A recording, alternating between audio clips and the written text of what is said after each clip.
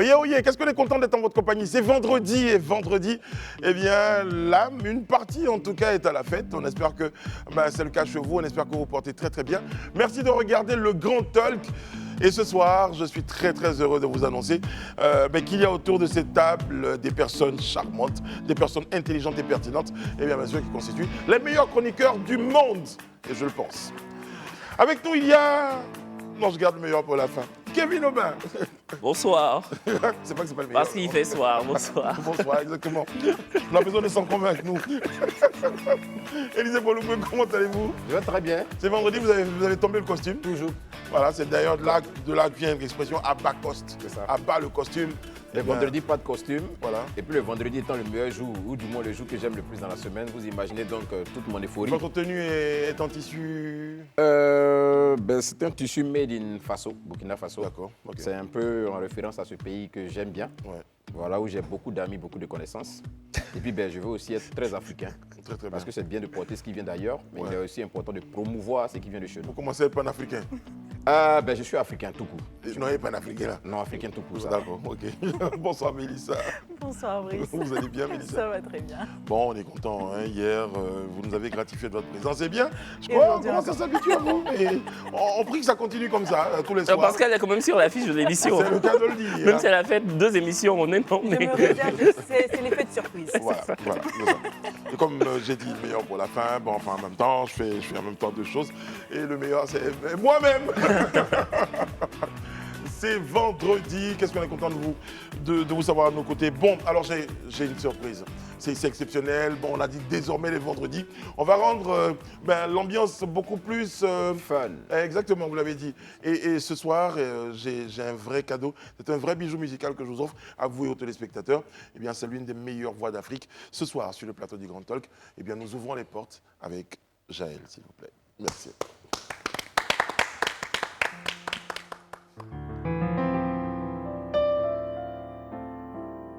J'ai rêvé de monde où les femmes ont compris qu'il fallait qu'elles prennent les choses en main. Pour toutes ces femmes, pour toutes ces reines qui ont porté le monde, qui ont donné la vie, mais pas que.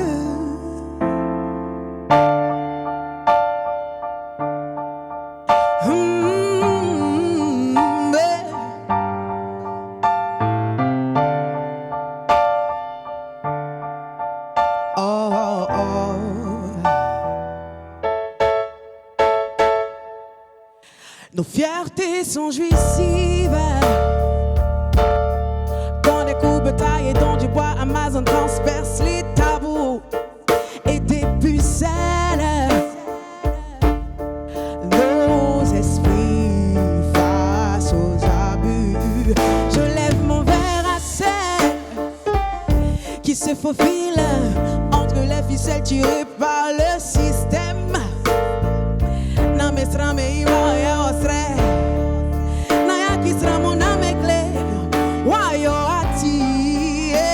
Une femme forte, c'est une femme qui porte le monde. Une femme forte, c'est une femme qui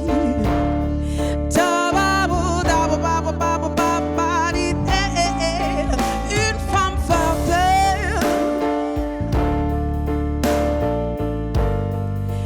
Porte le monde. Une femme forte, c'est une femme qui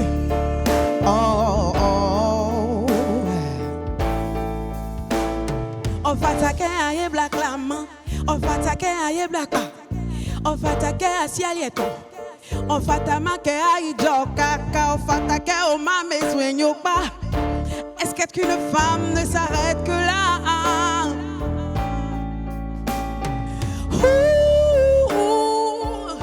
Depuis la nuit des temps, ce sont leurs grincements de beauté qui ont changé le cours de l'histoire. Ya santé wa inyewamo.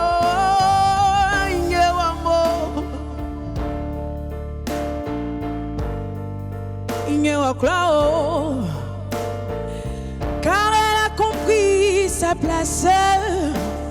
Eh, eh, que ton écho s'incline.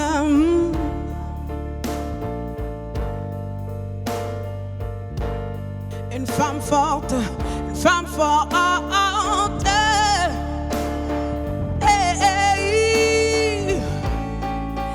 Qui veut être sexy sans blâme, sans que l'opinion ne s'enflamme. Qui veut croiser les jambes, sans que le monde l'enjambe. Plus de monde violent où les victimes sont coupables.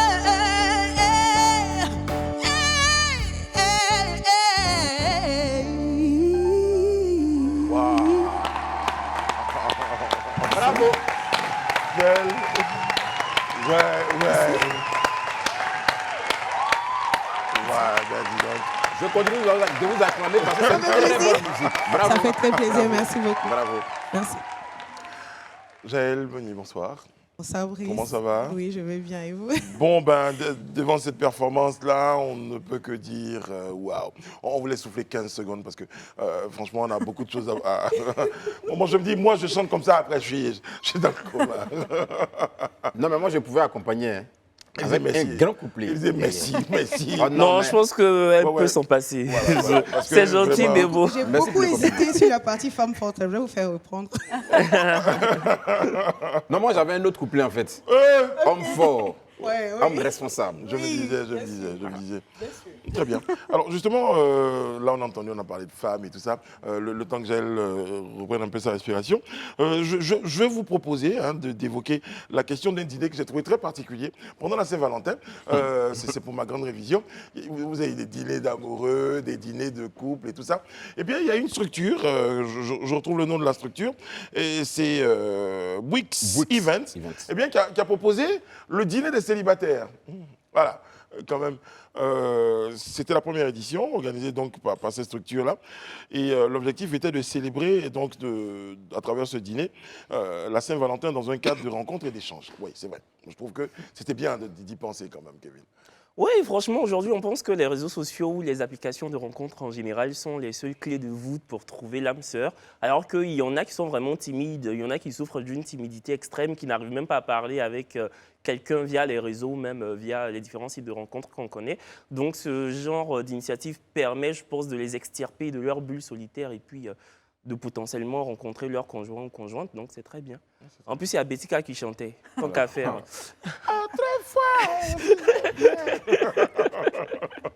J'adore Bettika. Vous avez participé à ce genre d'event? C'était une initiative quand même assez... Si j'étais célibataire, j'aurais pu. Ouais. Mais Ah, les gens qui On sont a en compris, couple. on a compris. Ah, les gens qui sont en couple. par contre, effectivement, j'apprécie vraiment l'idée parce que je pense qu'il n'y a pas... Enfin, c'est un autre canal pour rencontrer des gens.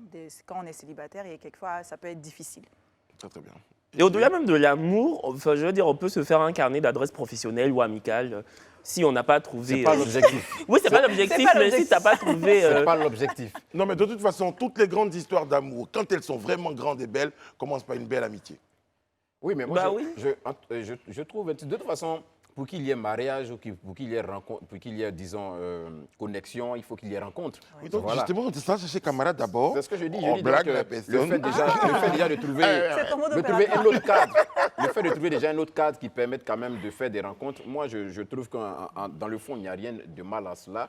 Maintenant, peut-être que je crois que malheureusement, on n'a pas vraiment le contenu. Comment est-ce que la soirée était déroulée? Parce que les activités à l'intérieur de la soirée pouvaient nous permettre de voir Moi, je peux vous dire, plus parce d'avantages. que je suis un animateur consciencieux quand même, D'accord. j'ai pris le temps quand même de me renseigner. Au cours de la soirée, il y avait du coaching, il y avait un moment Ça, c'est rencontre, déjà bon. et puis il y avait le côté très festif pour permettre justement, Voilà, donc Kevin l'a dit, c'était une aux journée remplie. personnes, voilà, c'est ça. C'était une très belle journée, c'était une soirée bien remplie. En tout cas, félicitations aux initiateurs. Ouais. On espère que l'objectif pour lequel cette rencontre a été organisée sera atteint, à savoir qu'il y ait vraiment des couples qui se forment sur la base. Ce que j'ai noté, en tout cas, des personnes, ils ont précisé, des personnes sérieuses qui veulent se mettre en couple, mais des personnes sérieuses et On a responsables. Donc, bien j'espère entendu, qu'on a vérifié les gens qui sont là-bas, là. Voilà, Et leur puis la passé, bonne leur nouvelle, c'est background. que de ce que j'ai cru entendre, c'est qu'il y a eu même eu des rencontres avec des gens sérieux. Ah non, c'est Voilà. bien, c'est parfait. C'est Bah, en un même peu temps, c'est pas écrit là, l'objectif aussi, Parce que c'est un peu l'objectif justement de faire des rencontres, surtout que c'est pas gratuit, je veux dire, c'est pas une charité, enfin on paye pour y assister. Donc, Et puis de toute façon,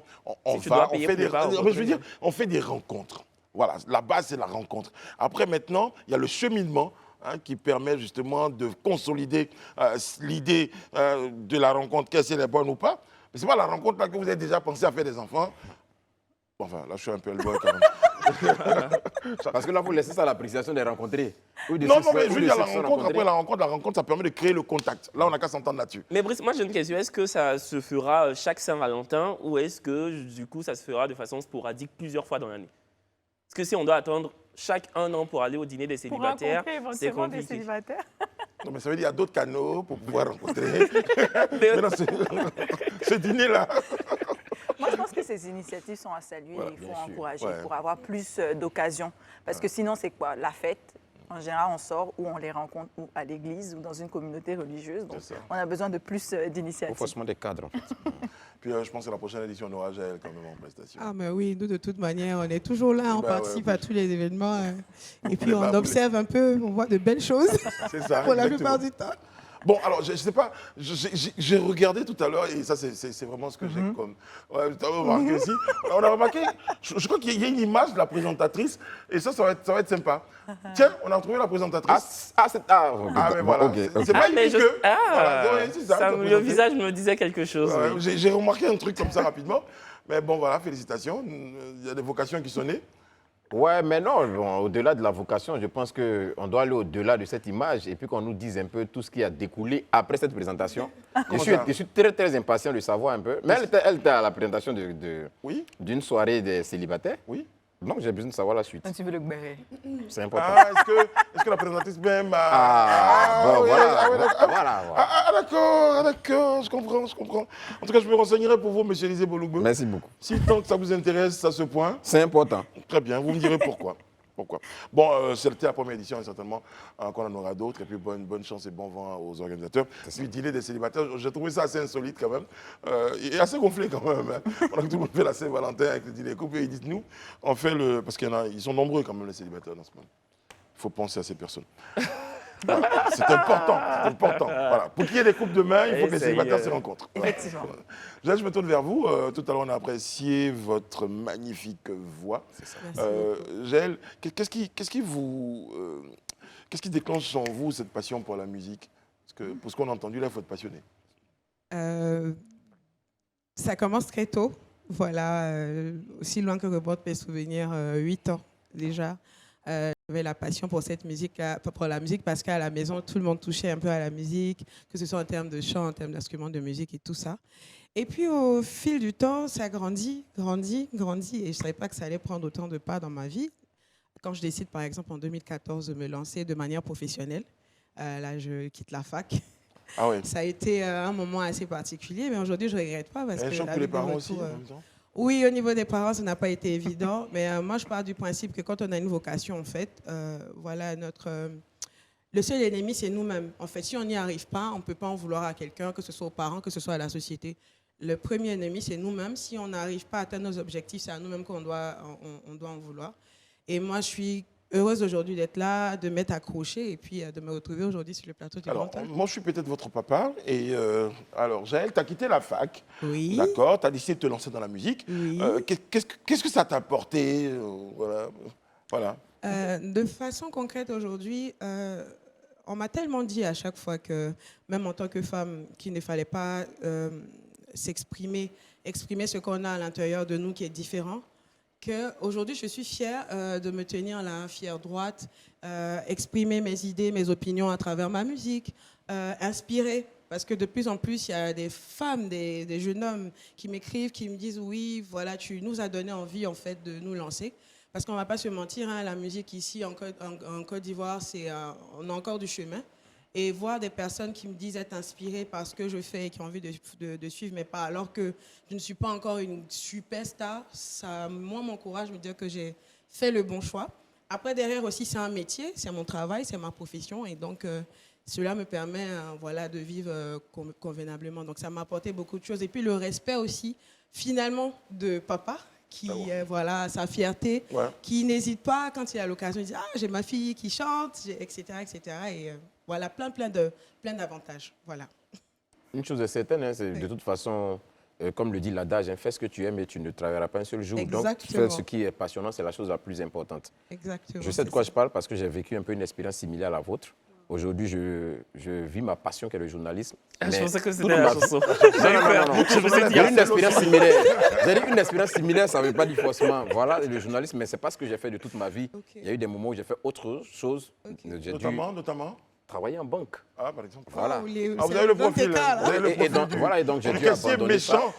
J'ai dû abandonner ça. J'étais loin même de la caisse en plus, dans un poste de responsabilité, mais j'ai dû abandonner parce que je voulais vraiment faire ma passion de journalisme. Et ça, je tiens à vous féliciter déjà. Merci beaucoup. Mais je veux comprendre, vous avez dit que vous avez évolué dans un environnement familial où il y avait vraiment de la musique et tout ça. C'est quoi? Les parents même étaient musiciens, les parents baignaient déjà dans la musique, c'est quoi au juste? Ok, les parents n'étaient pas musiciens. Mon père était dans les finances, justement. D'accord. Et devait être voilà, un ça a bon commencé à l'église. Voilà, à l'église, la plupart du temps, la chorale de l'église. Donc, c'était la course aux instruments. Et donc, moi, j'ai découvert le djembé parce que je fais de la percu. J'ai D'accord. découvert la percu même avant même le chant. Parce que c'était la course aux instruments, les autres ont choisi le piano, etc. etc. Mais je me suis dit, tiens, j'ai vu un instrument que j'ai trouvé pas mal, la percu. C'est Et- pas un instrument à la base de femme. C'est ça, généralement que les C'est femmes ne pas un pratiquent pas instrument à base de régulièrement. femmes, oui. Voilà. Mais ça m'a plu. Donc, C'est ça. la peau, comment est-ce qu'on arrive à obtenir du son rien qu'en frappant et tout. Oui, je me suis intéressée à l'instrument. Mais à la maison, on avait des djembés, on avait des petits balafons. Ah, ok. Pendant les réunions d'église, quand on faisait souvent À la les réunions maison. de prière à la maison, voilà. Des fois, on se mettait juste à table, on chantait. En tout cas, la musique. Était Et surtout, présente. maman qui me faisait écouter beaucoup d'albums, que ce soit d'Afrique, que ce soit de Côte d'Ivoire. D'ailleurs, j'ai grandi avec la musique d'Antoinette Conan. Ok. C'est comme ça même que j'ai appris la percu d'ailleurs. Et puis j'ai grandi comme ça, quoi, dans cet univers-là où personne n'est étranger à la musique. Mais c'est moi de façon plus poussée qui suis allée au bout Très du bien. bout. Kevin. Oui, enfin, on vous a entendu tout à l'heure, hein, vous avez une voix phénoménale. Malheureusement, en Ouh, Côte d'Ivoire. merci. Ah oui, franchement, il faut le dire. Malheureusement, en Côte d'Ivoire, les plus grandes voix ne sont pas celles qui sont forcément mises en avant, si ce n'est sur Live TV, la télé sans filtre. Bien sûr. Voilà. Est-ce que, vous l'avez dit tout à l'heure, pour l'instant, vous n'êtes pas encore une grande star, mais je suis persuadée que vous allez le devenir vu Merci beaucoup. l'immensité de votre talent. Mais est-ce que vous avez pensé à passer par, je ne sais pas, un canal différent pour plus de visibilité, c'est-à-dire, je ne sais pas moi, un télécrochet comme The Voice, ou vous pensez qu'il n'y a pas besoin?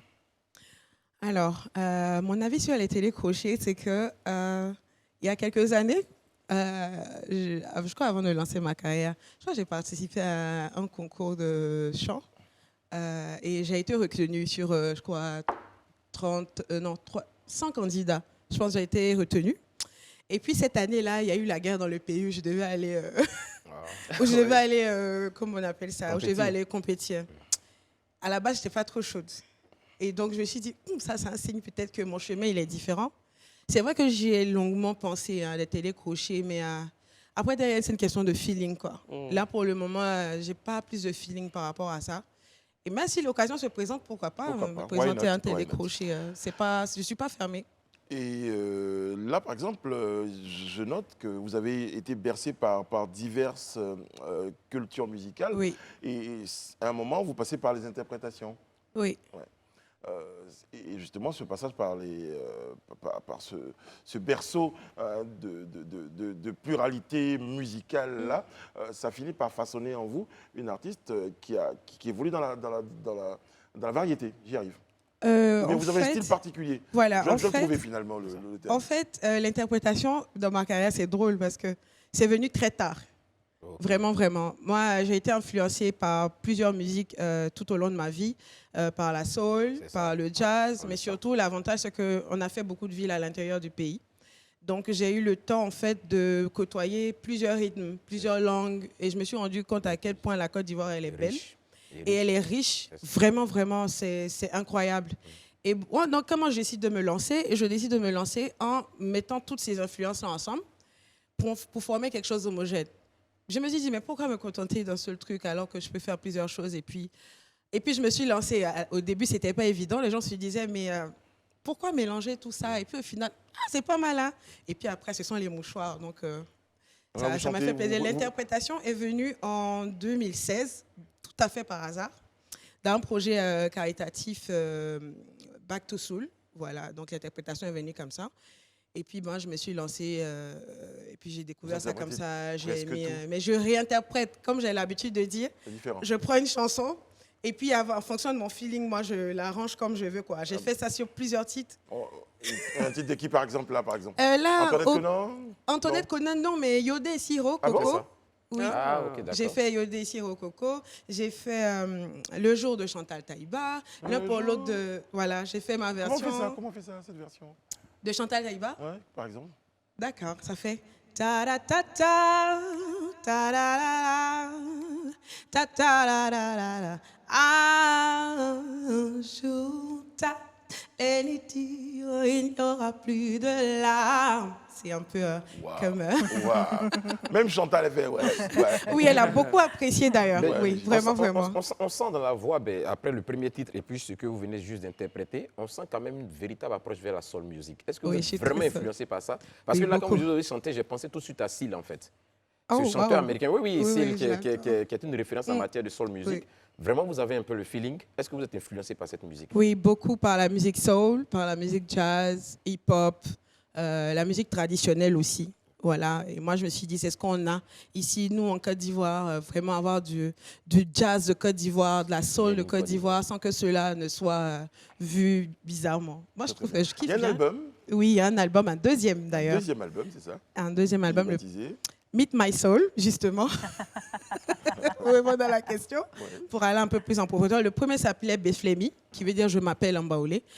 Quand on rencontre quelqu'un pour la première fois, on veut savoir comment la personne s'appelle, justement. Donc, Beflemi, son identité, c'était ça. Et là, Meet My Soul, on va un peu plus en profondeur avec un titre comme Femme Forte que vous avez écouté. Et d'ailleurs, justement, j'aurais aimé comprendre ce que vous avez dit en langue, parce que j'ai beaucoup aimé, en fait, votre morceau, mais il y a la partie langue que je n'ai pas compris. Ok, bon, d'accord. Il y a deux parties. C'était déjà de en baoulé, langue. je pense. Oui, c'était en baoulé. La première partie, en gros, je dis de ne pas écouter, de faire ce que tu ressens, en fait. C'est ce que je dis dans la première partie. Dans la deuxième partie, je dis, on dit à une femme qu'elle doit être belle, qu'elle doit bien éduquer ses enfants, qu'elle ne doit pas trop parler, etc. Les trucs classiques. Mais est-ce qu'une femme, en réalité, là, ce n'est que ça, en fait? Non, on est beaucoup plus que ça, quoi. Donc, c'est le message que je voulais passer de la petite partie. Ah oui, merci beaucoup. Girl Power. Voilà, D'ailleurs, Chifoshi. il sera le 8 mars. Ah, c'est clair, c'est clair, c'est clair. Ça va être l'hymne national. Merci Jaël. On aura tout à l'heure l'occasion de vous apprécier avant la Merci fin de cette beaucoup. émission, gratifié d'une prestation. Au cours de celle-ci, on vous permet de comment on dit en français, de prendre un petit verre pour vous rafraîchir. Avec plaisir. Merci, à tout de suite. Merci, On marque à tout une de courte suite. pause. On a de l'actualité à développer. On va vous épargner les détails. À tout de suite. Nous sommes de retour sur le plateau des Grands Talks en compagnie de Kevin, Élisée et Mélissa. On va aborder quelques points de notre actu du jour et on s'intéresse à ce dont on a parlé hier à propos de la crise migratoire. Kevin, il y a eu un communiqué, bon là je vais permettre même à Élisée qui a été le fervent défenseur de la cause, eh bien un communiqué de la représentation diplomatique ivoirienne En Tunisie. C'est ça. Il y a un communiqué signé de l'ambassadeur de la Côte d'Ivoire en Tunisie qui a été publié. Et voici sa teneur. L'ambassade de Côte d'Ivoire en Tunisie lance une opération de recensement de ses ressortissants désireux de quitter la Tunisie. Tout Ivoirien voulant quitter définitivement la Tunisie est prié de se faire enregistrer au niveau de l'ambassade 6 à Menza, 4 de 9h à 13h du lundi au vendredi. Pour se faire enregistrer, vous devez être muni obligatoirement de ces documents suivants: la copie du passeport ou la copie de l'extrait de naissance ou la carte consulaire avec 2 photos d'identité. Alors hier, nous avions en ligne le représentant donc, des Ivoiriens en Tunisie, en Tunisie qui disait que ce communiqué-là, en tout cas, faisait suite à une rencontre des pays d'Afrique subsaharienne avec les autorités tunisiennes. En tout cas, moi, je me suis satisfait de ce communiqué. Hier, si vous vous souvenez, dans mes propositions, je disais éventuellement qu'il fallait que l'État de Côte d'Ivoire, qui, depuis des années, à chaque fois que les Ivoiriens ont été dans des situations difficiles dans des pays, à organiser ce pont aérien-là, devait en faire autant pour la Tunisie. Et Dieu merci, je me rends compte que cette proposition, bon, pas la proposition, mais cette idée-là avait été soutenue par les autorités ivoiriennes qui aujourd'hui la mettent en pratique. Et je voudrais en tout cas féliciter nos autorités. C'est aussi, moi je me dis toujours, c'est aussi un signe ou une preuve de ce qu'on est un État fort. Parce que ce n'est pas tous les États qui peuvent se donner ces moyens-là. C'est une preuve qu'on est un État fort. Et ça, tout Ivoirien doit en être très fier. La mesure où l'État est capable de venir à son secours quand on est dans une situation de détresse dans un pays étranger. Et ça, je tiens à saluer vraiment l'action En même temps, ce n'est pas les Ivoiriens. Marines qui sont allés chercher leurs ressortissants. Il faut quand même. Voilà, Non, mais quand même. on n'est pas dans une crise de guerre pour dire qu'on va envoyer des marines. Oui, On mais va juste chercher j'en parle parce que, bon, je veux dire, bon, c'est vrai, l'État a pris Mais c'est des décision. moyens financiers, parce qu'affréter des avions pour pouvoir faire toute cette opération, c'est des moyens financiers importants que l'État engage. La preuve, ce n'est pas tous les pays qui le font. Mais non, mais moi j'en parle parce que je veux dire, l'une des premières mesures, ce serait donc d'assurer la sécurité des ressortissants. Plutôt que quand il y en a qui se dit, allez, c'est bon, vous pouvez rentrer chez vous si vous voulez. Qui partage mon avis sur le plateau? Non, moi je pense en fait que les ressortissants ivoiriens vivant en Tunisie sont encore libres de décider C'est d'y ça. rester ou pas. Voilà, c'est pas parce qu'ils sont confrontés à un président raciste de leur pays d'accueil qu'ils doivent forcément, obligatoirement quitter la Tunisie, d'autant plus qu'il y a des ressortissants en Tunisie et en Côte d'Ivoire. C'est vrai que moi je n'étais pas là hier, mais le communiqué de ce président-là m'a totalement choqué, j'étais éberlué. Je ne pouvais pas comprendre en fait qu'un président puisse dire ça sans embâge, Bon, après, il est pas le sans premier, rechigner. Oui, mais je veux dire de façon ouverte comme ça, c'est assez flagrant et c'est assez désolant. Et puis bon, c'est aussi ça que sert une ambassade. Moi, je n'ai pas envie d'applaudir l'ambassade de Côte d'Ivoire. Je veux dire, s'il y a une ambassade de Côte d'Ivoire dans un pays étranger, c'est pour venir au secours des différents ressortissants. Donc, Vous voilà. me connaissez, moi je suis un peu dans la critique. On a parlé de l'urgence de la situation et il ne peut venir que de 9h à 13h. De 9h à 13h, avec tous ces papiers-là et de 2 photos d'identité, alors qu'hier on parlait de gens qui savent quelquefois pas où dormir. Donc moi je ne suis pas en Tunisie, je ne connais pas la gravité, mais je pense qu'il y a beaucoup de formalisme et qu'on aurait pu, dû l'urgence de la situation, juste déjà être ouvert toute la journée. Mais on pourrait aussi nuancer. Moi, je n'ai pas envie de jeter la pierre à nos ressortissants parce que voilà, je suis adepte du patriotisme forcené. Mais je veux dire, quand tu es dans un pays étranger, c'est à toi justement d'être en règle. S'ils avaient un titre de séjour, ils auraient pu revenir au pays d'eux-mêmes sans forcément aller pointer devant l'ambassade de 9h à 13h. Pointer de 9h à 13h, c'est pour des gens qui sont... C'est une mesure d'urgence, Oui, mais aussi pour des gens, on ne va pas se mentir, qui ne sont pas en règle dans ce pays-là. par exemple. Voilà. Donc, ils auraient fait les choses convenablement, ils ne seraient pas dans cette situation. Après, je ne suis pas en train de leur jeter l'opprobre, mais disons les choses. Voilà. Élisée? Mais moi, j'entends ce que Mélisse a dit et je partage un peu son avis parce que j'estime 9h-13h, c'est vrai, certains peuvent considérer que c'est beaucoup.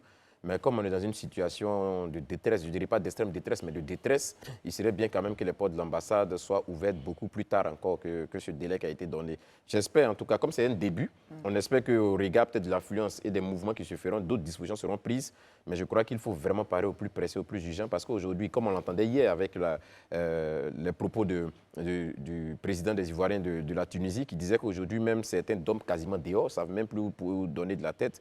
Donc il serait très très très important qu'assez rapidement... C'est pour ça que je parle de mesure d'urgence. Voilà, cette Et mesure-là soit je mise crois en que application. les papiers qu'on demande, le passeport ou la carte d'identité ou la carte consulaire, je crois que c'est un papier d'identification. Ou l'extrait de naissance. Ou l'extrait de Oui. naissance. C'est vraiment un document C'est d'identification. des documents assez faciles à trouver. Sinon, un Guadeloupéen ou un Zimbabwéen se retrouve dans la délégation ivoirienne. Bon, on ne sait pas qui c'est. Donc, on a quand même besoin de référencer les personnes. Moi, ma critique était plutôt sur les 2 photos d'identité. Compte tenu de l'urgence, en toute honnêteté.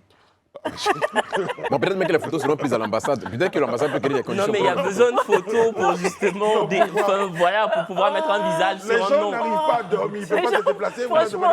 Franchement. J'avoue, moi, je ne sais pas, Élisée, je suis sûr que vous, oui, mais moi, je ne me balade pas avec 2 photos d'identité. Non, mais il y a des photos, Maton, arrêtez. C'est pas compliqué que d'aller faire Mais des où, photos justement, c'est d'identité. pour ça qu'on Dans dit- la ville. Mais on dit Non, on on doit te frappe là-bas. Les transports en commun hier. Oui, mais Ouais. bon. On dit que les gens sont obligés même de se cacher en fait. Et parce donc, que vous pour allez trouver les éviter premiers les Tunisiens, actes on de- ne sait pas vous tomber sur le plus raciste. Alors, tu peux me faire des photos, il dit très bien. Bon, on en rit pour pas en pleurer parce que effectivement cette situation elle est dramatique pour nos frères. Mais en tout cas, je comprends votre idée. C'est tout ce qu'on peut faire dans la mesure, en tout cas en fonction de l'urgence de la situation, pour que nos compatriotes qui ont envie de rentrer puissent le faire dans de bonnes conditions. On va plaider avec ou sans photo, voilà, pourvu qu'il ait son excès de l'essence. Et puis, bon, maintenant, Élisée a peut-être suggéré que les photos se feraient sur place. En même temps, les photos qui se feraient sur place de 9h à 13h, ça met encore plus de temps. C'est ça. Bon, il y a tout ça aussi dont laisser les on portes souhaitait ouvertes un peu parler. plus longtemps. Une chose est sûre, le gouvernement prend les choses en main à travers donc, le ministère des Affaires étrangères et la représentation diplomatique ivoirienne à Tunis. Et justement, je ne sais pas s'il n'y a qu'à Tunis que cette situation prévaut et qu'en est-il de nos frères et sœurs qui sont dans d'autres pays, dans d'autres villes Non, la situation à travers la situation ne concerne pas Tunis, ça concerne toute la Tunisie, toutes les autres villes et autres. Donc, et ce communiqué-là, il concerne tous les Ivoiriens qui vivent en Après, Tunisie. c'est plus difficile peut-être pour ceux qui sont dans d'autres villes de rallier donc, la capitale, parce que c'est la capitale que le rassemblement se fera. C'est ça, c'est Donc, ça. bon, voilà. En tout cas, encore une fois, à nos compatriotes et à tous ceux qui sont dans cette situation difficile, on l'a dit, bon courage. On tient l'information et notre part, c'est de relayer les avancées et puis d'apporter l'information juste. Et je suis bien content que justement la carte de séjour est maintenant très instaurée et que les étrangers vivant en Côte d'Ivoire devront maintenant s'acquitter de la somme de 300 000 francs CFA parce qu'il faudrait vraiment qu'on applique le phénomène de réciprocité. Pas tous. Quoi, pas tous? 300 000, c'est pas pour tout le monde. Non, c'est pour les personnes hors CEDEAO. Les CEDEAO ne sont pas considérés hors CEDEAO. Oui, hors CEDEAO, la Tunisie ne fait pas partie de la CEDEAO. hors CEDEAO. Oui, c'est de la Tunisie, du Maroc, de l'Algérie, c'est de ces ressortissants-là dont je fais allusion, voilà, auxquels je fais allusion. Très bien. En plus, c'est 300 000 pour 5 ans. Hein. Bah oui. Sinon, j'ai jamais vu le président béninois. béninois faire une sortie comme ça. Hein, donc voilà. Très bien.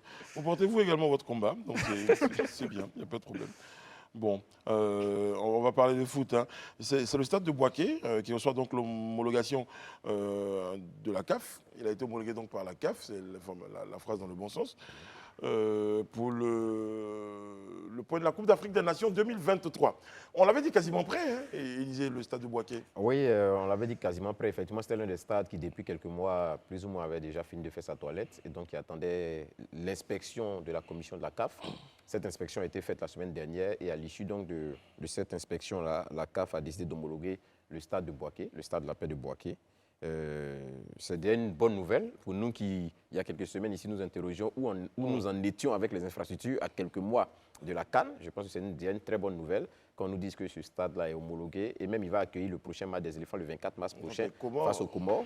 Donc je me dis que ce sera l'occasion pour nous en tant qu'Ivoiriens de constater effectivement ce qui a été fait, parce qu'entre-temps, personne n'a encore eu réellement accès au stade, à part ceux-là qui s'occupent vraiment de son entretien et de sa réflexion. Ça sera l'occasion pour les... Déjà, c'est vrai qu'il y a quelques semaines, on avait vu plus ou moins les bancs de touche là, qu'on voit un peu là, et ça avait, dans l'opinion, en tout cas, la plupart des Ivoiriens s'étaient réjouis de voir ces bancs de touche là qui étaient vraiment ultra modernes, et je crois que c'est une très bonne nouvelle déjà de savoir que le stade est homologué.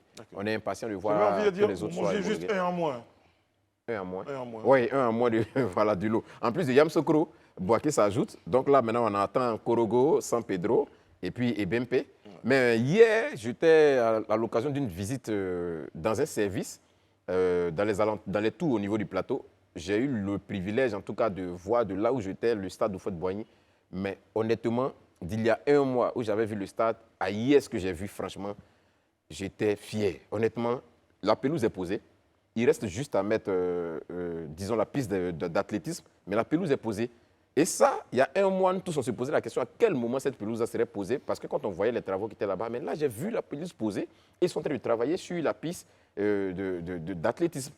Et j'ai vu que dans les tribunes, les sièges avaient pratiquement tous été remplacés. J'ai dit, mais ils sont allés assez vite. Apparemment, on a l'impression qu'ils sont travaillés 24 heures sur 24. Vraiment, en tout cas, pour les résultats que j'ai vus d'il y a un mois à ce que j'ai vu hier, je crois qu'il y a eu du boulot. Et ça, je tiens vraiment à encourager ceux qui se font le travail. Moi de ce que je sais des discrétions dans ma tête, on me dit que la pression viendrait de qui vous savez, qui entend que les choses soient faites dans les règles et dans les bons délais. Là, il était temps. Parce que les gens traînent un peu les pas. Il faut reconnaître qu'ils traînent un peu les pas. C'est vrai. Exactement. Comme Élisée l'a dit, je pense qu'on se souciait tous de cette situation. Il se murmurait que nos dirigeants sportifs crapahutaient pour rendre les stades en temps et en heure. Au moins, la honte ne sera pas notre ornière, parce que j'ai déjà peur de ce que les Camerounais auraient pu dire, pour ne citer que cela. Bon, je veux dire, mesurez votre optimisme, parce que c'est pas fini. Oui, c'est pas fini. En même temps, moi, j'ai pas envie. C'est bien, justement, le stade de Boaké va accueillir le 24 mars prochain un match, mais j'ai pas envie de tomber dans le triomphalisme. Je veux dire, des subventions ont été allouées pour construire ces stades-là, donc j'ai pas non plus envie d'applaudir ceux qui l'ont fait. Je veux dire, ils nous ont pas fait une aubaine, ils ont fait leur travail. Donc, quand on vous donne de l'argent pour faire un travail, vous le faites. Parce que j'ai l'impression, en fait, que souvent, on se complaît dans une sorte d'admiration toxique parce que des gens ont fait leur travail, alors que pas du tout, ils ont fait leur travail, point. Ouais, voilà. C'est tout, bien que ça. J'ai présenté une cérémonie d'inauguration, de lancement donc de première pierre, de pose la première pierre d'un édifice il y a quelques mois. Je suis repassé il y a quelques mois justement vers là et je vous promets que j'ai vu que 3 trous creusés. Je me suis dit... Ben là, tu ne verras pas dire des comptables, hein, parce qu'on va vous poser des questions. Là, quand on a fait la pose de la pierre, où vous êtes? Justement, je vais poser des questions aux creuseurs de trous. Ils ne sont pas très rapides. Allez, une autre bonne nouvelle, hein, d'une bonne nouvelle à un autre, dans un domaine, d'un domaine à un autre, eh bien, c'est le PPACI, dit-on, qui fait son entrée au sein de la Commission électorale indépendante. Élisée Boloubeu. Oui, déjà, c'est l'un de nos confrères, hein, qui donne l'information, Abidjan.net, et qui aurait consulté le décret qui nommait 2 autres personnalités au sein de la Commission électorale indépendante. Nomination donc précédée par le président de la République. Voilà, notamment de Dan Jules Demosthène, une personnalité nommée sous proposition du parti au pouvoir, c'est-à-dire le RHDP, et M. Demba Traoré, qui a été proposé par le parti de l'ex-président Laurent Gbagbo. Il faut juste dire que ça, c'est l'une des recommandations du dialogue politique, à l'issue du dialogue politique qui a eu lieu au mois de décembre 2021. Il avait été effectivement recommandé par la suite des échanges qu'on puisse ouvrir un poste à l'endroit du PPACI, de l'opposition notamment du PPACI. Et je crois que c'est la mise en application de cette résolution-là qui permet aujourd'hui qu'on nomme un membre au niveau du parti. Donc c'est dit que, contrairement à peut-être ce qu'on a souvent l'habitude de dire ou bien ce qu'on se dit souvent sur le plateau, quand même, d'une manière ou d'une autre, peut-être que c'est le temps qui n'est pas forcément le timing qu'on veut, mais quand même, ces recommandations d'une manière ou d'une autre commencent à être mises en application et c'est à saluer. Je veux dire un de moins dans les points de revendication. Voilà, un de moins voilà. Parce que voilà, un de moins dans les points de revendication de l'opposition en général et du PPACI en particulier. Voilà, parce que c'était un cheval de bataille de M. Damana Picasse.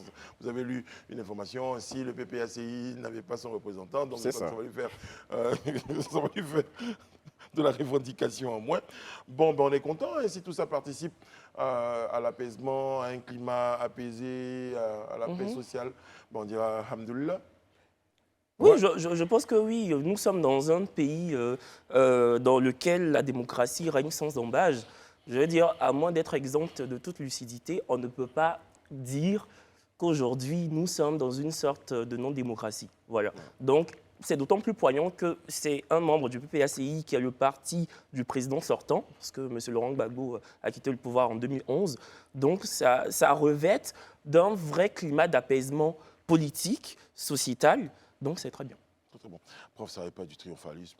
Mais en plus aussi, bon, ça c'est vraiment une opinion. On termine là-dessus? Voilà, c'est vraiment une opinion personnelle. Et moi, je reste pertinemment convaincu que pour moi, la solution au niveau de ce qui concerne les élections ou du ACEI, c'est vraiment d'en extirper les politiques. Moi, ça, c'est mon point. C'est mon point et je le dis parce qu'on ne peut pas parler d'une commission électorale indépendante qui est truffée et qui est remplie de personnes non indépendantes. Ça ne peut pas être une commission indépendante. Voilà, aujourd'hui... Non, mais ils ont prêté serment. Tout le monde se... Oh, mais on sait. On a prêté serment, mais on prend... Ils ont prêté serment, d'accord, je suis d'avis avec le fait... Ils prêtent serment, mais ils gardent les couleurs de la partie. Mais oui, mais attends, la prestation de serment s'est faite depuis la création de la CEI, mais on a encore les images de 2010. On a encore, même après 2010, encore d'autres revendications qui ont suivi. Mais malgré ces prestations du serment-là, ça n'occulte pas que très souvent, il y a des prises de bec, il y a des frictions au sein de la commission. Moi, j'estime qu'en Côte d'Ivoire, on peut trouver des personnes qui jouissent d'intégrité morale et d'équité. À qui on peut confier la gestion de ces élections-là? Parce que tant qu'on mettra ces politiques-là, ils seront là toujours à chercher des intérêts personnels. En caricature, c'est comme si on disait que pour la VAR, c'est-à-dire les personnes qui s'occupent de la VAR, là, on prenait des arbitres qui viennent des différentes équipes.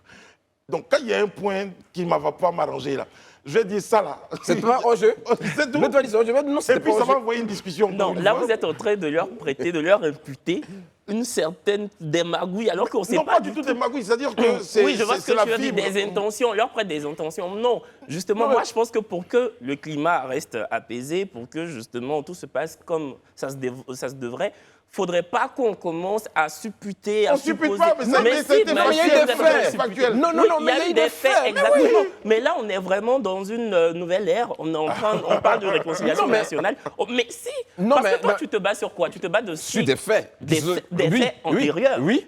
moi, je ne suis pas en train de remettre en cause ce que tu dis, mais comme ce sont des faits antérieurs, il faudrait justement, je ne te dis pas de nier le passé. Donc on a encore de bénéfice du doute. Exactement. Oui, mais Kevin, Voilà. Kevin, l'adage dit quoi? L'adage dit quand tu as été mordu par le serpent, tu te méfies du ver de terre. Si on est tous unanimes que le fait que ces partis-là soient membres de la commission électorale indépendante, ça est conduit à tout ce qu'on a connu, notamment avec des violences. Mais pourquoi ne pas réfléchir à une autre formule en mettant en place une commission électorale vraiment indépendante? Je présentais qui la n'a- phrase différemment.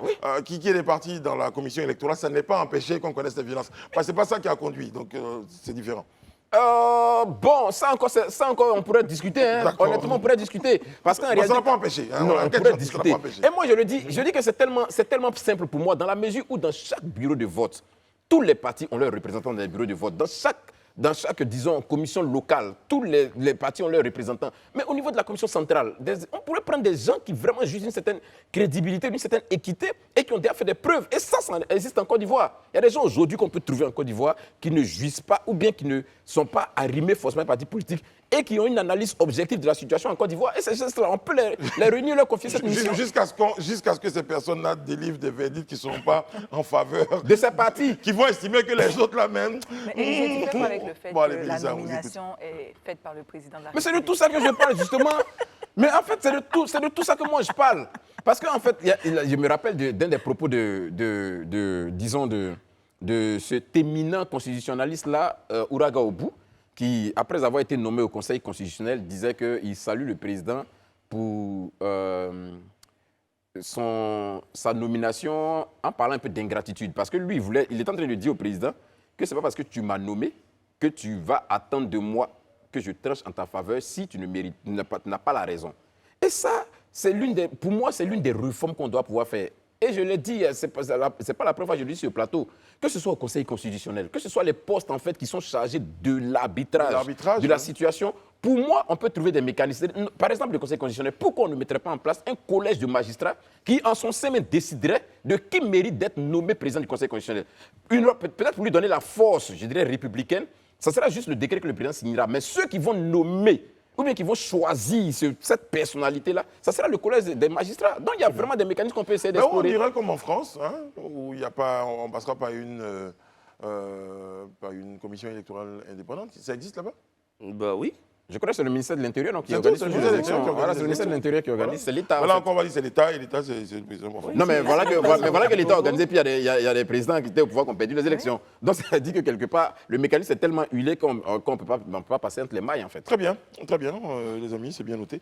Mélissa, vous êtes la seule femme sur le plateau. Est-ce que vous vous intéressez à la politique? Oui et non. Oui et non, très bien. Ah non, ça c'est une réponse très politique, hein. Parce que la ministre de la Femme, de la Famille et de l'Enfant, Nassénéba Touré, eh bien, exhorte les femmes à s'intéresser à la politique. Alors, pour parler de faits, pendant la campagne électorale, pendant la présidentielle, il avait même été demandé aux partis politiques un quota de femmes. Et tous les partis politiques sont venus dire, bon, en fait, on n'a pas pu atteindre le quota parce qu'il n'y a pas beaucoup de femmes qui s'intéressent à la politique, on n'en a pas eu suffisamment. Est-ce que c'est parce qu'elles ne s'intéressent pas à la politique ou c'est peut-être parce que, ça c'est le Yves Forcher qui parle, les hommes n'ont pas voulu faire de la place aux femmes. Mais une chose est sûre, on a besoin de beaucoup plus de femmes en politique. C'est le message de Madame la ministre. C'est noté. Non, mais enfin, je veux dire, la politique inclut aussi des compétences. Je ne suis pas en train de dire que les femmes ne sont pas compétentes. Hein. Mais J'aime bien savoir ce que vous voulez dire. Oui, moi, à chaque fois qu'on parle de quotas, Ça avait je veux bien dire, commencé, quand on hein, veut imposer des quotas, moi, c'est ce que j'appelle de la discrimination positive.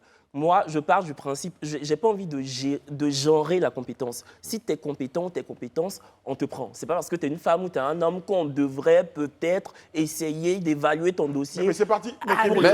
Sur des faits. On va parler des faits. C'est peut-être parce que des femmes ont dénoncé le fait que dans leur formation politique, parce qu'elles étaient femmes, on ne leur donnait pas la place qui leur revenait. Non, mais Brice, moi j'entends ce que Kevin dit. Mais ce que je vais dire à Kevin, c'est que les femmes ne revendiquent pas pour revendiquer.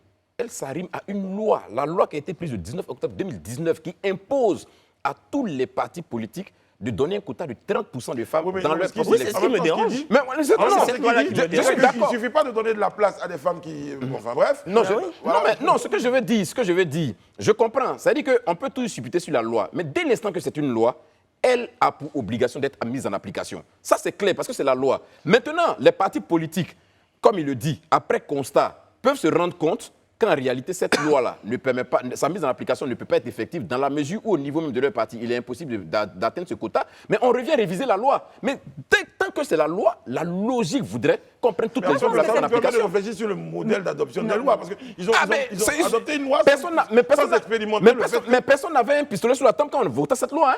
Là, Ça a été voté à l'Assemblée C'est nationale. là que moi je suis d'accord avec Élisée, parce que la loi c'est la loi, comme on aime bien le dire. La loi c'est la loi, on n'est pas hors la loi, donc on ne va pas aller à l'encontre de la loi, mais on peut s'offusquer, s'insurger des lois qui ont été votées. Moi, je ne pense pas que tu devrais, parce que je pense que ça fait partie, la discrimination positive fait partie des mesures pour rééquilibrer certaines choses. Et je pense que si on avait plus de femmes en politique, il y a certaines décisions qui ne se prendraient pas, qui quelquefois sont en défaveur des femmes. C'est là que de Je suis très désolée. loin, c'est un faux procès. j'arrive en C'est pas un disant, faux procès. avec une question, à qui la faute? Mais c'est un faux procès. Aujourd'hui, en Côte d'Ivoire, la ministre des Affaires étrangères, c'est une femme. La ministre de la femme, de l'enfant, c'est une femme. La ministre de la solidarité, tout ça, c'est une femme. Donc, on ne peut pas... Ça tu as parlé de va pas certains 30% du ministères. gouvernement, en tout cas. Oui, d'accord. Ça ne fait pas Voilà. 30% du gouvernement. Mais attends, Madame mais Simone c'est- Gbagbo, c'est une femme, elle est présidente d'une formation politique, une des plus importantes. je veux dire, de le Côte d'Ivoire. ministère des Affaires étrangères, c'est l'un des ministères De souveraineté, ouais, c'est un l'un des ministère de ministères souveraineté. clés d'un gouvernement. C'est un ministère de Donc, souveraineté. on ne peut pas... Là, tu parles des têtes. Moi, je pense que le principe de cette loi, en politique comme ailleurs, C'est ça. parce que tu parlais de la discrimination positive et que tu étais contre, le principe, c'est de rééquilibrer les choses. Je suis toujours... Et non, à un moment donné, donc tu penses vraiment qu'on vit dans un monde où on ne devrait pas laisser plus de place aux femmes et mettre des Non, il ne faut mécanismes... pas travestir attends, mes attends, propos. si, c'est C'est pas important. ce que j'ai dit. C'est important parce que tu dis que Faudrait tu es pas que les contre féministes le me tombent mécanisme là-dessus. et qu'il ne faudrait pas gendrer la compétence. Qu'est-ce que ça veut dire? Faut pas me faire ça, c'est pas ce que j'ai dit. Précisez votre pensée. J'ai dit que Précisez. pour moi, en fait, la compétence doit transcender le genre. Que tu sois un homme ou une femme, tu me donnes 2 CV. Si l'homme est plus compétent que la femme, qu'importe le quota, je prends l'homme. Moi, c'est ma façon de voir. Et si une femme est compétente que l'homme, évidemment que la femme a toute sa place. Est-ce que tu sais pourquoi ce genre de mécanisme a été mis en place? Parce qu'à compétence égale, quelquefois, la femme n'est pas choisie. Ça, c'est une Donc, pour discrimination. rééquilibrer, mais justement, donc pour rééquilibrer vient ce qu'on a créé, qui est la discrimination positive. C'est-à-dire Quand même- qu'à compétence égale, Alors, on a l'obligation de mettre 30%. 30%, c'est déjà pas la Mais je parité. vous sors de. Mais de- est-ce que quand on laisse un homme pour prendre une femme à compétence égale, est-ce que ça aussi, c'est pas une sorte de discrimination? Quand la discrimination est basée même sur le genre, c'est-à-dire que parce que c'était une femme et un homme, tu as choisi un homme, ça fait quoi si on prend la discrimination positive, qui est de rééquilibrer les choses? Parce que sur une table de 10 personnes, si on se retrouve avec 10 hommes, est-ce que ça c'est juste? Sur une table de 10, si on se retrouve avec 3 femmes, c'est quand même déjà pas la parité. Mais il faut quand même revenir, permettez-moi de vous sortir de votre débat, mais il faut quand même revenir à ce que dit Madame la ministre. Tout ça, c'est bien, in fine, mais à la base, il n'y a pas beaucoup de femmes qui s'intéressent à la politique. Mais ça Moi, aussi, je ça pense peut que ça intéresse. non, ça aussi, ça peut s'expliquer. Moi, je crois que Il n'y a pas beaucoup d'hommes qui laissent leurs femmes s'intéresser à la politique. non, c'est Ou on pas, laisse c'est- pas c'est- beaucoup c'est les femmes pas ça. s'intéresser à la politique, La femme, de façon générale, c'est quelqu'un qui s'éloigne de l'arène de violence la plupart du temps. Quand elle sent qu'on est en train d'aller dans une sorte de friction, elle s'en éloigne. Depuis Vous 3 avez une forme de poésie là.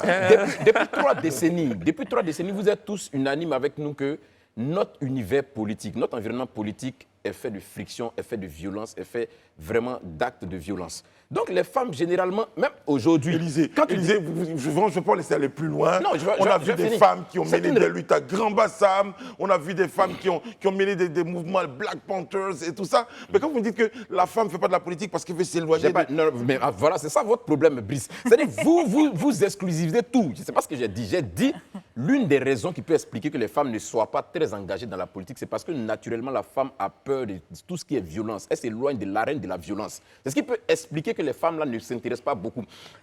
Prenons le pari de rendre sain l'environnement politique ivoirien, d'extirper de l'environnement politique ivoirien la violence, et puis donnons-nous 10 ans, on va voir la représentativité des femmes dans cet univers-là. Ça aussi, c'est un exercice qu'on peut essayer. Parce que si vous Mais peut-être que les femmes aussi ont besoin d'y entrer Non, mais, pour pacifier cet univers que vous estimez Aussi, mais être un je univers pense que la violent. représentativité est importante. Donc le fait qu'éventuellement ils aient passé cette loi, de plus en plus de femmes, de par le fait que les partis politiques sont obligés de remplir un quota, à un moment donné, va inciter, ils vont chercher et encourager eux-mêmes pour pouvoir se conformer à la loi. Donc ça va créer un mouvement positif. Mais Et on vraiment, va ce qui avoir est plus de fascinant, femmes. Non, il faut Et plus arrangement. de femmes. Non, ils font des arrangements parce que logiquement, on devait rejeter même les candidatures que ce soit les législatives parce que les listes, il n'y avait pas 30% de femmes. Mais les partis politiques sont assis, ils se sont fait leur arrangement, ils se sont attendus, ils ont dit non, on va partir comme ça. sans qu'il y ait 30% de femmes. Parce que nos listes ne regorgent pas les 30% de femmes. Donc on va partir content, il y a eu des arrangements. Donc si on veut attendre ça, il doit tous des arrangements, ils vont avancer avec. Moi, je pense qu'il faut qu'ils aient l'honnêteté de reconnaître. Si ça ne peut pas, on s'assoit, on dit non, la loi. Je pense pas qu'on devrait la changer parce qu'au fur et à mesure, il y a certaines femmes, par exemple, qui, si elles sont écartées. Donc, il faut encourager les femmes alors. Si il faut créer les conditions pour que les femmes soient intéressées. Elles vont pouvoir utiliser cette loi-là pour plaider, pour avoir gain de cause, pour pouvoir paraître sur la liste. Donc, c'est important, c'est un outil qui est mis à la disposition des femmes qui veulent faire partie de la politique. Voilà, je passe le message de Madame la ministre. Levons-nous par les femmes. Levons-nous. Nous avons de l'or, nous avons des pépites, nous avons des talents, nous sommes des tremplins, chacune pour l'autre. Nous ne sommes pas des ennemis. Et bien voilà. Donc, solidarité agissante doit être de mise. Plus de femmes en politique, et bien c'est le message de Madame la ministre qu'on a relayé. On soutient ça. On soutient, ouais, Oui, on soutient. Alors, Mélissa, bientôt sur une liste, sait-on jamais. Notre invité, c'est pour dans quelques instants. On a le temps de marquer une courte pause et le retrouver tout à l'heure. A tout de suite. Nous sommes de retour sur le plateau du Grand Talk. Tout à l'heure, nous aurons en prestation, juste avant le JT, la magnifique et splendide Jaël Bonny en prestation pour le plus grand bonheur de ses fans sur le plateau. Et bien sûr, tous ceux qui nous regardent.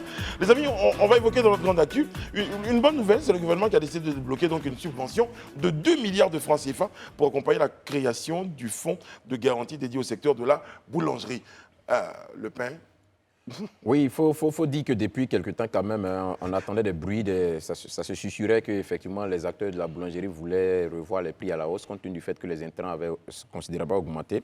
Et donc, devant cette situation, le gouvernement a invité à un atelier tout l'ensemble de l'écosystème de la boulangerie, c'est-à-dire les fêtiers, les organisations même de consommateurs, et puis bien évidemment les ministères techniques, au cours d'un atelier qui a eu lieu du lundi au mercredi dernier à Yamoussoukro. Et donc, à l'issue de cet atelier-là, M. Aimé Kwazan, qui est le directeur du commerce intérieur, a donc annoncé que le gouvernement débloquait une subvention de 2 milliards de francs CFA pour accompagner le secteur de la boulangerie. Et l'atelier était consacré, il convient de le rappeler, aux problématiques du secteur de la boulangerie en Côte d'Ivoire. Très bien. Voilà, donc cette subvention-là vient accompagner la mise en place du fonds de garantie, parce qu'il y a un fonds qui doit être mis en place pour pouvoir accompagner le secteur, puisque les boulangeriers se plaignent de ce que, je changeais avec un des acteurs même qui disait qu'ils sont passés du sac de blé de farine qui était à 11 000 aujourd'hui à 26 000. Voilà, de 2012 à aujourd'hui, 26 000, donc ça a considérablement augmenté. Et ça allait être difficile pour l'industrie de la boulangerie. Donc l'État aussi, sachant que le pain est un élément essentiel pour les populations, a décidé aussi de mettre la main à la pâte pour qu'on puisse vraiment maintenir les prix. C'est ça. Vas-y. Allez-y, Kevin. Oui, on a beaucoup parlé d'aquaculture, d'agriculture. Je pense que justement le secteur du pain se sentait esselé, lésé.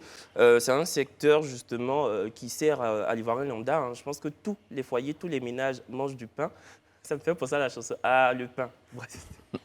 Voilà, 2 milliards, c'est une somme qui est loin d'être dérisoire, c'est une somme assez coquette.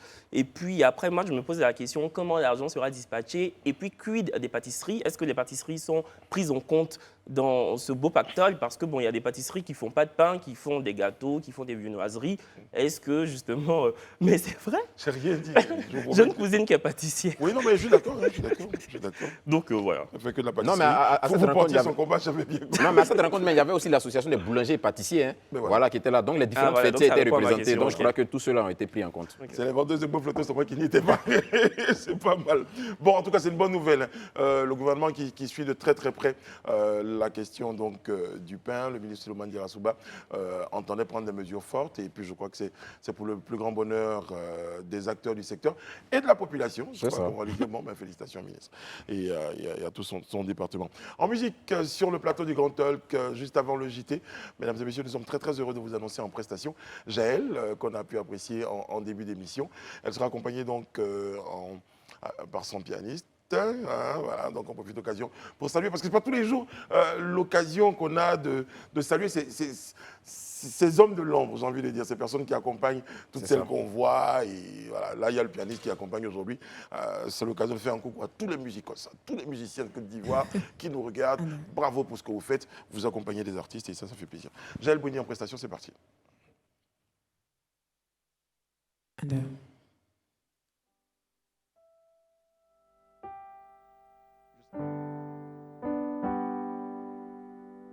Cheng Li Cheng, le chinois.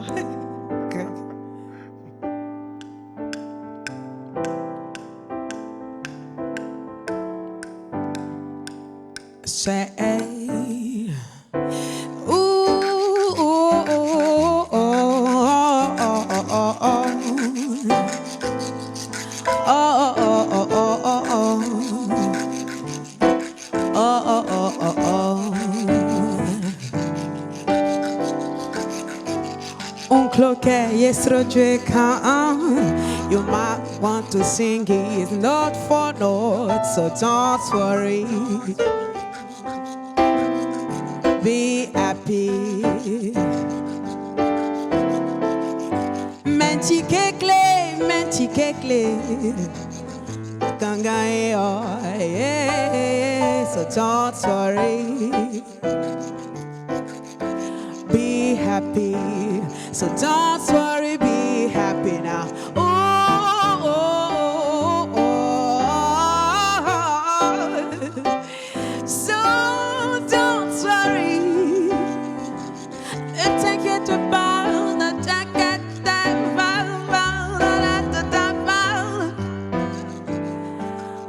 Oh, oh. So don't worry.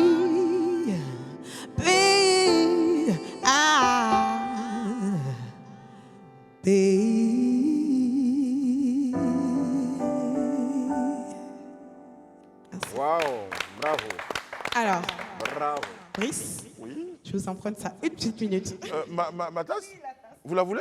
Oui, bien sûr. Pour faire la musique? Oui, pour faire. J'ai jamais su. J'avais un instrument là comme ça à côté de moi. Say 1, 2, 3. I walk alone on my road. Ça sonne à gauche, ça sonne à droite. Je file droit, laisse les faux derrière. Tel un papier sur la rivière. Non, personne ne pourra me faire changer d'avis. Non, personne. I walk alone on my road. On my road. Ce sont mes choix. Mes salades, mes choux, j'écoute mon cœur pas l'air aéré. Je reste droite, tu m'érailles. C'est my road. My road. Esprit connecté au ciel, j'écris mon parchemin de vie, le sens de mon voyage ici. C'est levé dans l'histoire comme les pyramides, fixer ma vérité comme une étoile dans le vide. C'est my road. My road. Ah, vous n'allez pas y échapper, hein, c'est le vendredi. Pam, pam, pam. Tan, tan, tan. Ah, ah. Qu'est-ce que vous allez faire? Abba, Sigi. Abba, Sigi. Abba, Sigi. Abba, Sigi. C'est gâté. Abba, Sigi. Abba, Sigi. C'est bien ça. Abba, Sigi. Yeah, j'ai plus. Abba, Sigi. C'est pour la dernière gauche là. Abba, Tendeta, tendeta, tendeta, tendeta, tendeta. Abba, Sigi. Abba, Sigi. Abba, Sigi. Ah, les phrases. Abba, Sigi. Ok. Tendeta, bembemba, bembemba, bembemba, bembemba, bembemba. Bravo. Ambiancez-moi ça là. Wow, bella, papa. Bravo, Joël. Bravo. Merci beaucoup. Eh bien, moi, ça a été un vrai bonheur de vous avoir, Jaël, à nos côtés. On va au JT, et c'est avec du Aroko que je vous annonce le prochain JT. Il sera présenté par Sharon Camara. Elle a pris ma tasse, j'ai pris sur Aroko. Ah bah c'est qui? C'est qui? À tout de suite. Nous sommes de retour sur le plateau du Grand Talk à la suite du JT, présenté par Sharon Camara, en compagnie de Mélissa, d'Élysée et de Kevin. Nous avons rejoint sur le plateau du Grand Talk Chris Anderson. Bonsoir, comment ça va? Bonsoir, ça va. Merci d'être avec nous. Merci. Chris Anderson, Awabois, vous êtes ex-footballeur professionnel, vous avez été formé au FC Nantes. C'est ça, C'est ça, vous êtes de retour au pays? de retour au pays. D'accord. Première question, comment vous apportez votre contribution? Ce retour au pays, comment vous le mettez à profit pour le football ivoirien? Le football et le sport de manière générale, donc moi effectivement je me suis reconverti très tôt. Donc j'ai eu la possibilité de travailler pour un grand groupe en France au niveau du sponsoring sportif, donc ce qui m'a donné une visibilité de l'autre côté de la scène, comme on dit. Et puis par la suite, donc j'ai créé mon entreprise, donc Sport Image Consulting, donc SPIMAC, donc qui s'occupe donc de l'accompagnement des sportifs de haut niveau, mais pas seulement, surtout du sport business. Alors vous allez me demander, c'est quoi le sport business, c'est ça? Non, c'était plutôt d'abord l'accompagnement sportif et ensuite sport business. J'ai anticipé. C'est ça, l'accompagnement sportif. Comment on accompagne un sportif de haut niveau? Alors, comment on accompagne un sportif de haut niveau? Alors, on l'accompagne sur deux voies. La première, effectivement, en termes de management sportif, donc tout ce qui concerne le sport, la performance, mais aussi tout ce qui concerne la visibilité, toutes ces communications, gestion de patrimoine et autres, etc. Il y a beaucoup d'agences aujourd'hui qui ont vu le jour par rapport à cela. C'est ce qu'on appelle donc le sport business. Et il y a des bonnes agences, des mauvaises agences. Bon, je ne suis pas là pour faire le procès de celle-ci, mais effectivement, quand on a été de l'autre côté de la scène, on a plus... comment dirais-je, on a une meilleure visibilité sur cet accompagnement-là. Très bien. On va revenir au foot. Ouais. On va parler un peu foot. Vous avez été avec les éléphants de Côte d'Ivoire. C'est ce que vous apprêtez à dire, Élysée? Non, c'était dans le foot, mais pas forcément les éléphants.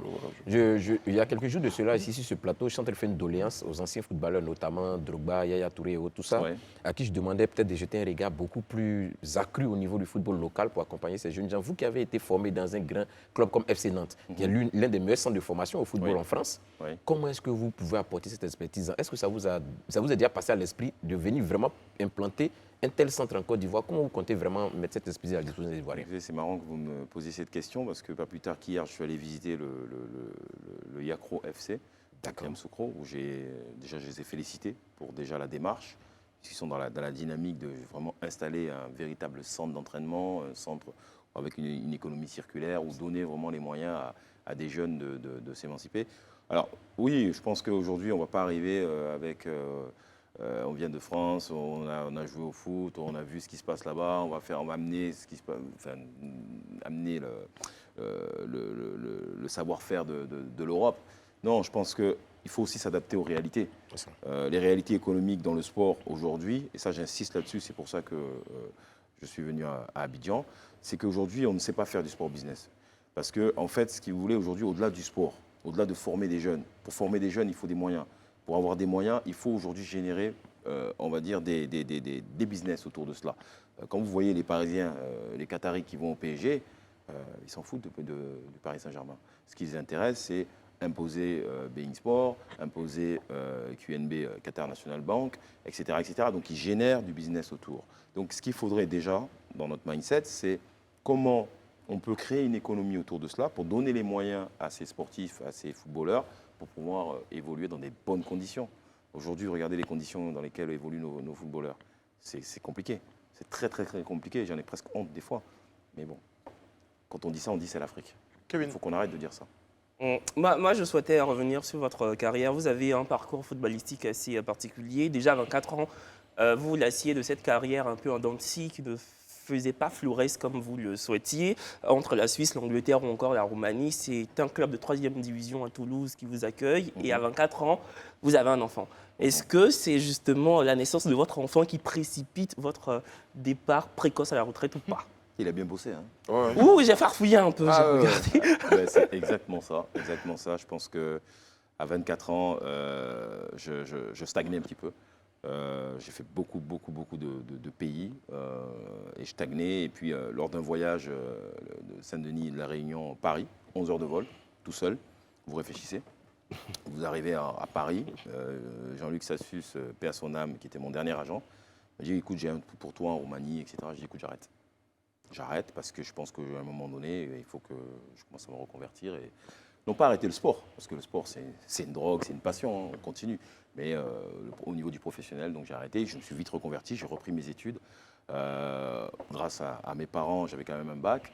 Mais effectivement, oui, pour répondre concrètement à votre question, le fait d'avoir un enfant, le fait d'avoir des responsabilités, le fait de voir que ça stagnait un petit peu, il fallait prendre du recul. Et j'ai eu beaucoup de chance parce que bon nombre de ma génération n'ont pas eu cette chance de se reconvertir. Et voilà. On va s'intéresser justement au sport local, au football particulièrement. On a vu la prestation des éléphants donc, au championnat d'Afrique des Nations, le CHAN. Et bientôt, on s'en va à la CAN. Regard sur ce football-là. Puis on voit la performance de la SEC qui s'est fait taper là, comme ça. La SEC a été battue. Taper. 3-0, ça c'est plus être battu. 3-0, c'est plus que battu. C'est un peu... Les paroles d'un supporter de l'Africa de qui on s'est moqué. Donc voilà, c'est une bonne guerre. Non, aujourd'hui, le football ivoirien, bon, je pense qu'on est un peu sévère aujourd'hui en ce moment avec le football ivoirien parce que je pense qu'il est dans une période de transition. Ça. Voilà, il y a une période de transition, on a tous connu ces périodes de transition un peu bizarres, 98 on se rappelle, 2002 aussi également. Je pense qu'il y a besoin aujourd'hui de trouver vraiment, mettre en avant, enfin changer de génération déjà, parce qu'il y a des jeunes qui arrivent, qui frappent à la porte, ne pas hésiter à essayer d'embarquer le maximum de moi, ce que j'appelle des joueurs diasporins, c'est-à-dire que voilà, même des gens qui sont nés en France comme nous, de les embarquer au niveau de l'équipe nationale. Ils attendent que ça. Nous, à l'époque, on n'attendait que ça. C'est une fierté. Quand on m'a dit viens, tu vas jouer pour les éléphants, c'était une fierté. Parce qu'aujourd'hui, la diaspora, on est bien placé pour en parler, joue un rôle énorme dans le développement déjà économique du pays, et encore plus dans le sport. Donc, je pense qu'il faut leur laisser le temps. Il ne faut pas être trop sévère avec eux. C'est vrai qu'on a une pression. Quand on organise une CAN à domicile... En fait, c'est ça. Là, c'est arrivé. C'est une pression, c'est sûr. C'est une pression pour Gasset, c'est une pression pour son staff. Bon, en fait, nous, on redoute surtout d'être éliminés aux portes des matchs de poule parce que, Mais franchement, les Ivoiriens, on est vraiment un peuple gueulard, donc on a peur d'avoir la honte. Ce qu'on redoute le plus, c'est ça. Voilà, exactement, c'est surtout ça. Là, vous parliez de transition, mais ça transite un peu lentement, je trouve. Kevin, j'ai envie de vous dire un truc. Le sport n'est pas une science exacte. Ouais. Aujourd'hui, qui aurait cru, il y a quelques années, je ne me rappelle plus l'année, que la Zambie aurait été champion d'Afrique En 2012. En 2012. Face à la Côte d'Ivoire, d'ailleurs. Après avoir perdu 12 gars ou 13 gars dans un accident d'avion. Ouais. Donc, non, je pense qu'aujourd'hui, il y a un bel effectif. Moi, je crois à cette équipe. Après, effectivement, oui, on a peur. On a peur que le Cameroun, par exemple, vienne gagner la Coupe d'Afrique chez nous. Surtout eux. Que le Comore remporte ça, c'est pas un problème. Mais le Cameroun, là, on est foutu. Non, parce que j'ai eu la chance d'être à la CAN et être un proche, on va dire, de la sélection. Et je suis allé un peu en mode sac à dos pour voir vraiment vivre à l'intérieur la CAN. Et je pense qu'il faudrait remettre un peu les choses dans le contexte par rapport à cette histoire du Cameroun. Les Camerounais nous ont beaucoup supportés au départ. Contre l'Algérie, les Camerounais avaient des maillots même ivoiriens. Moi, je l'ai vu de l'intérieur, je l'ai vécu de l'intérieur. J'étais au stade contre l'Algérie. C'était une véritable ferveur. Après, il s'est passé ce qui s'est passé sur les réseaux sociaux. Et malheureusement, tout le monde pouvait parler, sauf les Ivoiriens. Donc, par contre, effectivement, je suis parti un petit peu, voilà, parce qu'on est parti sous les huées. Moi, j'étais à côté dans les tribunes de Camerounais qui chantaient l'hymne égyptien par cœur. Ça m'a fait mal. Donc, bon, après... En tout cas, on va les loger. On va les loger. Ça, c'est sûr, ils seront logés. Bon, pour revenir à des choses plus sérieuses, on parle depuis un moment de la question des transferts. On a de bons joueurs, c'est vrai, mais qui partent trop tôt. On a des joueurs qui sont happés de façon pas très conventionnelle en tant qu'agent, en tant que spécialiste de la question. Qu'est-ce qui coince dans cette machine-là ? Est-ce qu'il n'y a pas une autre façon de faire les choses également ? Garder nos joueurs ici, comme il disait, le proposer, je crois que c'est vous. Garder les joueurs peut-être au moins jusqu'à l'âge de la majorité. Enfin, quelque chose à faire. Oui, il y a pas mal. Alors, juste, je rectifie. Moi, je ne suis pas agent. Donc, je gère une agence. D'accord, où j'ai des agents. À l'intérieur des agents. Voilà, moi, je gère le clair. global. Je veux juste préciser ça parce que ça, c'est important ce que je viens de dire. Parce qu'il y a beaucoup de gens qui se prétendent agents et qui ne sont pas licenciés. Ça, c'est la première des choses. Ensuite, pour répondre clairement à votre question, il faut juste structurer. Ça, c'est à la fédération, à la ligue, enfin, peu importe, mais il faut structurer un peu tout ça, qu'on ne vienne pas aujourd'hui prendre des petits jeunes et puis les faire rêver, aller en Europe, et puis après, voilà, on sait ce qui se passe. Donc, je pense qu'il y a besoin aujourd'hui de structurer. Et pour structurer, il faut aussi qu'on se donne les moyens. Aujourd'hui, vous imaginez le nombre d'académies qu'il y a en Côte d'Ivoire ? N'importe qui se lève aujourd'hui, ils ont une académie. Ils ont un petit terrain à côté, j'ai une académie. C'est compliqué. Il n'y a rien aujourd'hui qui légifère ces académies parce qu'elles sont privées. Donc la FIF ne peut pas intervenir, elles sont privées. Donc, et des émissaires arrivent d'Europe, ils font leur marché, ils prennent leur petit black et puis ils partent avec. Très bien. Alors justement, vu que Mélissa est sur le plateau, je ne peux pas lui faire l'injure de ne pas évoquer la question du foot féminin. Ah bah oui, moi j'y tiens aussi. Ah ben voilà, donc on est deux. Voilà. Alors, Chris Anderson, est-ce qu'il y a une place justement pour le foot féminin dans les prochaines années? Carrément, bien sûr. Bien sûr. Nous, c'est notre agence aujourd'hui, on gère 3 joueuses. J'aime pas dire le foot féminin, aujourd'hui c'est le foot, simplement, qu'il soit pratiqué par les femmes ou les hommes, c'est du football. Mais oui, il y a de la place, il y a de l'avenir. Alors en Afrique, il faut du travail. Il faut du travail. Je savais Non, que tu allais c'est du dire foot. quelque chose. Non, mais oui, enfin, je veux dire, c'est pas péjoratif que de dire du foot féminin. Non, c'est du foot. Il y a du foot. D'accord, ok. Parce que sinon, on aurait dit du foot oui. masculin. Mais oui. On pourrait le dire aussi. Non, mais on dit du foot féminin parce que ce sont des femmes qui sont sur le Non, terrain. Mais Et c'est quand pas tu dis péjoratif, c'est pas, je veux dire, c'est pas pour les C'est pourquoi on dit- ostraciser ces femmes-là. On sait, mais c'est pourquoi on dit donc juste Non, du mais foot. Bon, d'accord, c'est moi, du foot, moi, allez-y. je continue ma bataille. Effectivement, il y avait d'abord le football et les femmes ont commencé à s'intéresser au football. Voilà, quand ils commençaient, c'était pas un sport de femmes. Il y avait Qui déjà le basketball et les femmes se sont intéressées au basket et on dit de basketballeuses. Ou bien on dit des Basketball basketballeuses. féminin. Non, Bon, je arrête tiens ça. à répéter, si on va dans l'histoire, qu'à un moment donné, il y a beaucoup de choses qui étaient juste réservées aux hommes. Hein? Très Donc, bien. On ne dit pas la voiture masculine et la voiture féminine. Je suis d'accord, je vous l'accorde. Non, pour revenir, non, oui, il y a de la place pour le foot pratiqué par les femmes. Très bien. On va dire ça comme ça. Et comme ça fera plaisir à Kevin. Mais oui, mais après en Afrique, il faut aller au-delà aussi des préjugés pour l'installer complètement. Parce que malheureusement au pays, si une jeune fille commence à pratiquer du foot, on va lui faire comprendre que ce n'est pas là où elle doit être. Donc il faut qu'on revienne aussi dans l'état d'esprit pour laisser la place. Oui. Elle pratique du sport, elle pratique du sport. compliqué de Voilà, que ce pratiquer, soit du c'est ça. foot, Bah du oui. handball, parce qu'en général, c'est un Moi, j'ai sport là. moi, j'ai une préoccupation. Peut-être Oui. que vous allez essayer de nous aider à comprendre. Comment vous expliquez le fait que les pays africains, même en Côte d'Ivoire, on l'a expérimenté, et de très bons joueurs qui jouent à des hauts niveaux et qui souvent même titillent les cracks même en Europe. Mais on n'arrive pas au niveau des sélections nationales à aller chercher ce Saint Graal qui est le mondial. Ah. Aujourd'hui, c'était un miracle même. C'est considéré comme un exploit le fait que le Maroc soit arrivé en Maroc. demi-finale. Qu'est-ce qui explique ça? Pourtant, c'est ces joueurs-là, quand ils sont à l'étranger, on voit un peu le rendement. Ils sont souvent même les meilleurs joueurs de leur équipe. Pour exemple, le plus récent, Sadio Mané, qui est parti de Liverpool. Liverpool ne se retrouve pratiquement plus. Et là, tout le monde, aujourd'hui, même les supporters sont en train de réclamer son retour et regrettent pourquoi il est parti. Mais bon, avec ça, le Sénégal n'a même pas franchi le premier tour. Qu'est-ce qui se passe en réalité? Vous savez, Didier Deschamps, quand il a gagné la Coupe du Monde, il a dit « J'ai pas pris les 11 meilleurs joueurs, j'ai formé la meilleure équipe ». Parce que je m'apprête Ça à veut le tout dire. dire. Parce que des Sadio Mané, il y en a qu'un ou deux dans le pays. C'est ça. Voilà. Donc, en fait, je pense qu'il y a tout un mois pour avoir connu un peu la sélection. J'ai envie de vous répondre par la rigueur. Il y a un manque de rigueur incroyable. Que ce soit autour, que ce soit à l'intérieur. Quand on vient en sélection, on vient pour porter le maillot. Et on vient, quand on la Dianaise qui chante, on doit pleurer. On doit... Vous voyez, vous avez vu les Argentins comme ils étaient motivés. On ne vient pas en vacances. Déchaîné. On ne vient pas en mode... vous voyez ce que je veux dire? Je parle juste de la Côte d'Ivoire, je ne parle pas des autres sections africaines. Moi, je parle de la Côte d'Ivoire parce que je l'ai vécu. Il faut absolument qu'on change d'état d'esprit et qu'on vienne vraiment pour la patrie et essayer de faire quelque chose ensemble. C'est-à-dire que c'est un 11, un collectif. Ce n'est pas une personnalité plus que d'autres, un joueur plus que d'autres. C'est tout un collectif. Et après, il faut aussi internaliser un petit peu tout ce qui est l'accompagnement, au niveau même des coachs, etc. Je ne suis pas contre les coachs étrangers, je n'ai aucun souci avec ça. Mais il faut qu'on laisse un héritage. Parce que chaque fois qu'on prend un coach, je me rappelle le cas de Sven-Goran Eriksson, qui est venu, qui a pris un super gros cachet. Oui. On est allé en Coupe du Monde. Et puis, il a fait 3 mois. Il est Ciao. parti. Ouais. Qu'est-ce qu'on laisse derrière? Nous, nos propres coachs aujourd'hui, comment on les accompagne? Même les jeunes coachs. Moi, j'ai aucun souci avec un coach étranger, encore une fois. Je ne suis pas là pour polémiquer là-dessus. Mais il faut qu'on laisse un héritage pour pouvoir justement qu'il y ait quelque chose qui se passe et qu'un jour, j'espère, on puisse voir une équipe africaine remporter la Coupe du Monde. D'accord. On est Mais d'avis, moi, je suis d'avis avec toi qu'effectivement, on n'a pas de problème avec les coachs étrangers, mais je reste pertinemment convaincu qu'un coach local, c'est-à-dire un national, Bien sûr. il a beaucoup plus de fibres qu'un étranger. Parce que ce qu'il ressent, ce n'est pas forcément ce que l'étranger va On ressentir. parlait de groupe tout à l'heure. Hein. On parlait de groupe, on parlait d'équipe. C'est ça.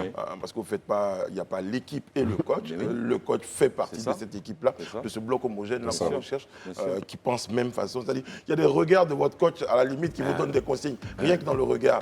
Maintenant, si ça ne va pas, le coach peut vous parler en djoula pour une consigne. Parce qu'on a vu, je n'ai jamais oublié cette image d'Eboué qui est à côté de l'entraîneur chinois, qui écoute. Mais qu'est-ce qu'il écoute? foot. Et donc, si parle Ndjoula, le gars pourrait ne pas comprendre. Mais voilà, c'est pourquoi c'est important. C'est des avantages d'avoir un coach local. En tout cas, nous, on peut dire que l'avenir peut se présenter radieux.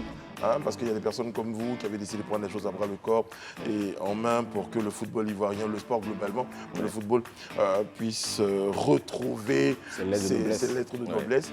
Un petit message quand même pour ceux qui veulent embrasser une carrière aussi.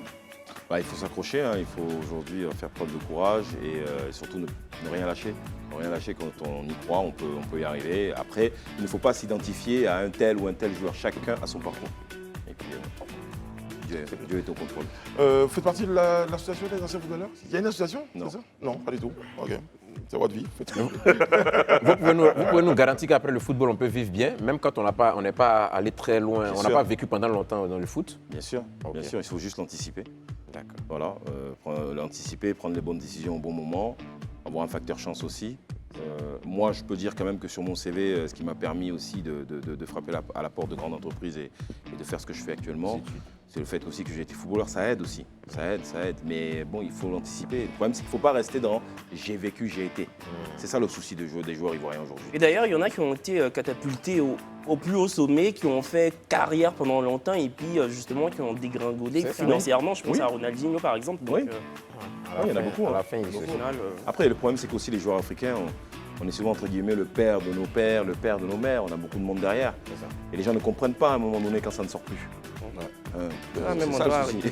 Merci beaucoup d'avoir été dans notre compagnie. Merci d'être passé sur notre plateau. Mélissa, merci beaucoup. J'espère vous retrouver lundi à nos côtés. On verra ça. Ainsi qu'Élisée, Kevin et toute la team qui se joignent à moi pour vous souhaiter un bon début de week-end. Prenez soin de vous et des autres. Que Dieu veille sur vous, qui veille sur la Côte d'Ivoire. À demain.